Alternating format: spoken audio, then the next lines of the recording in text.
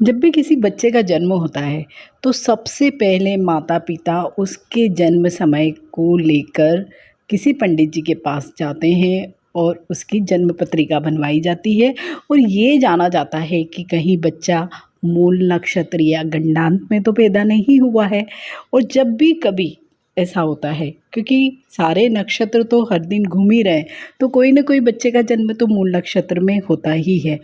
तो वो थोड़ा-सा चिंता का विषय बन जाता है, क्योंकि मूल नक्षत्र में जो भी बालक जन्म लेते हैं, उनका स्वभाव, उनका भविष्य बहुत अलग होता है।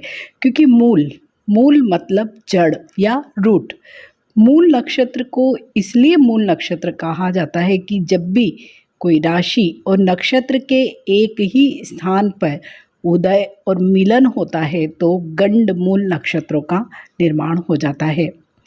नक्षत्र मंडल में मूल का जो स्थान है वो 19वां स्थान है और इसके निर्माण में कुल 6 प्रकार की स्थितियां बनती है।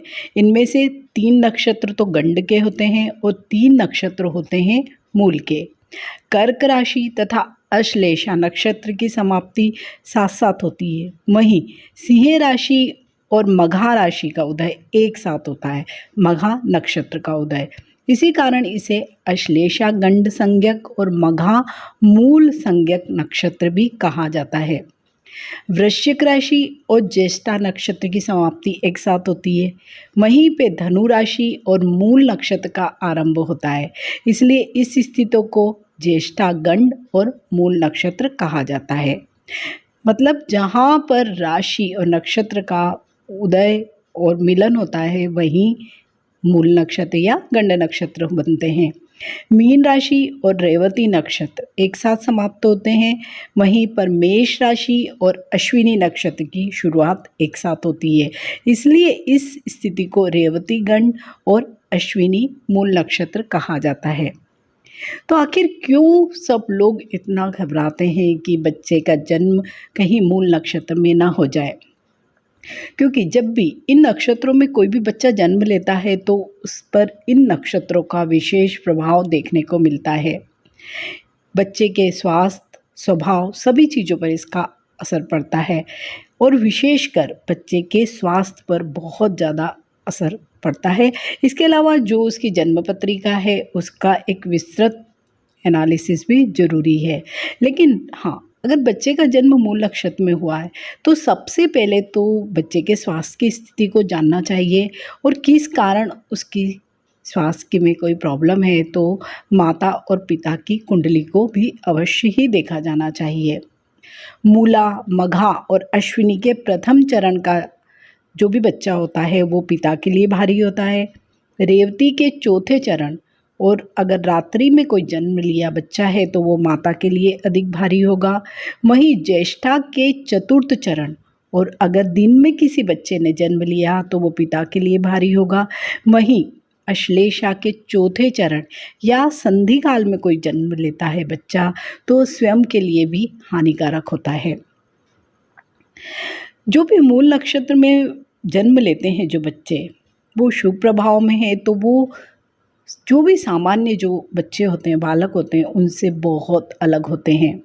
उनको अगर सामाजिक और पारिवारिक बंधनों से मुक्त कर दिया जाए, मीन्स उन्हें फ्री हैंड दे दिया जाए तो ऐसे बालक जीवन के जिस किसी भी क्षेत्र में अगर होते हैं तो वहाँ पर एक बहुत अलग और ऊंचा मुकाम हासिल कर लेते हैं। मूल नक्षत्र में पैदा होने वाले अधिकांश बच्चे बहुत तेजस्वी होते हैं, यशस्वी होते हैं। रिसर्च के क्षेत्र में, अन्वेषण के क्षेत्र में नई खोज करने वाले होते हैं। लेकिन वहीं अगर ये अशुभ प्रभाव में हैं तो इन्हीं नक्षत्रों में जन्मे बच्चे बहुत अधिक क्रोधी होते हैं, किसी न किसी रोग से ग्रस्त होते हैं, बहुत ईर्ष्यालु प्रवृत्ति के होते हैं। जो भी मूल नक्षत्र के जो लोग होते हैं वो विशेषकर लक्ष्य केंद्रित होते हैं।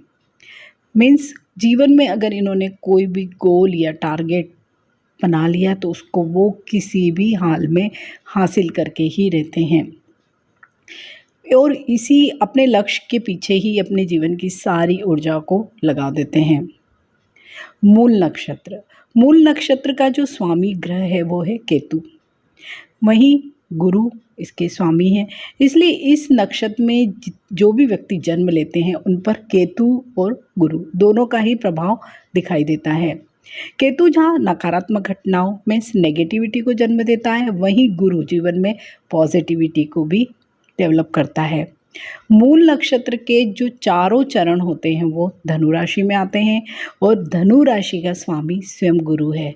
तो जो लोग भी मूल नक्षत्र में पैदा होते हैं उनमें से अधिकांश लोग बहुत धर्मपरायण भी होते हैं और हनुमान के भक्त भी होते हैं। मूल नक्षत्र के जो भी लोग होते हैं, जो भी जातक होते हैं, वो अपने विचारों पर बहुत दृढ़ होते हैं और इनमें निर्णय लेने की क्षमता भी बहुत अद्भुत होती है। पढ़ाई लिखाई में बहुत अव्वल होते हैं, कंसंट्रेशन लेवल बहुत अच्छी होते हैं और सबसे अधिक इनकी जो बुद्धि होती है, प्रकृति होती है, वो बहुत खोजी प्रवृत्ति के होते हैं। तो ऐसे लोग जो भी नए खोज होते हैं, अन्वेषण होते हैं, रिसर्च होते हैं, उसमें ही कार्य करते हैं। ये निपुण तो होते ही हैं, साथ साथ बहुत अच्छे स्पीकर भी होते हैं। मीन्स इनकी कम्युनिकेशन स्किल्स बहुत अच्छी होती है। ये बहुत अच्छे डॉक्टर होते हैं, हीलर होते हैं। ये लोग थोड़ा सा इमोशनल नेचर के भी होते हैं, इसलिए कई बार दूसरे लोगों से ठगे भी जाते हैं। यदि केतु और गुरु की स्थिति कुंडली में सही नहीं है तो ये बहुत स्टबर्न या जिद्दी, अड़ियल, हठी स्वभाव के भी हो जाते हैं और अपनी मनमानी करके ही रहते हैं। और इनकी जो भी रुचि, अगर ये केतु और गुरु की स्थितियाँ अच्छी नहीं है तो ये बहुत ही डिस्ट्रक्टिव कार्य करते हैं, हर चीज़ को बिगाड़ देते हैं। इनमें ड्रग्स वगैरह के प्रति भी बहुत ज़्यादा रुझान दिखाया जाता है। ईर्ष्या की भावना इनमें बहुत अधिक होती है। साथ ही ये आकल्ट, जिसे हम तंत्र मंत्र कहते हैं, तांत्रिक क्रियाएं होती उनमें बहुत इंटरेस्ट लेते हैं और इनमें अपना बहुत समय भी बर्बाद करते हैं, पैसे को भी बर्बाद करते हैं। ऐसे जो लोग होते हैं वो अपने माता पिता का कहना भी नहीं मानते हैं। तो अगर आपका बच्चा भी मूल नक्षत्र में पैदा हुआ है तो बिल्कुल भी डरने या घबराने की ज़रूरत नहीं है। किसी भी कुशल पंडित या ज्योतिष से आप उसकी पत्रिका बनवाइए और जो भी वो पूजा, क्योंकि जब भी कोई बच्चा मूल नक्षत्र में पैदा होता है तो 28 दिन के भीतर ही एक पूजा का आयोजन किया जाता है और नक्षत्रों के प्रभाव को बहुत हद तक कम किया जा सकता है।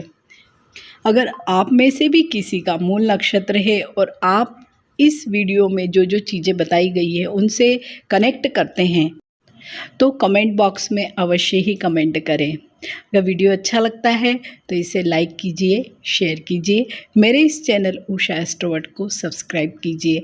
मिलते हैं एक ऐसे ही नए, बिल्कुल ही नॉलेजेबल वीडियो जिसे कहते हैं हम, के साथ।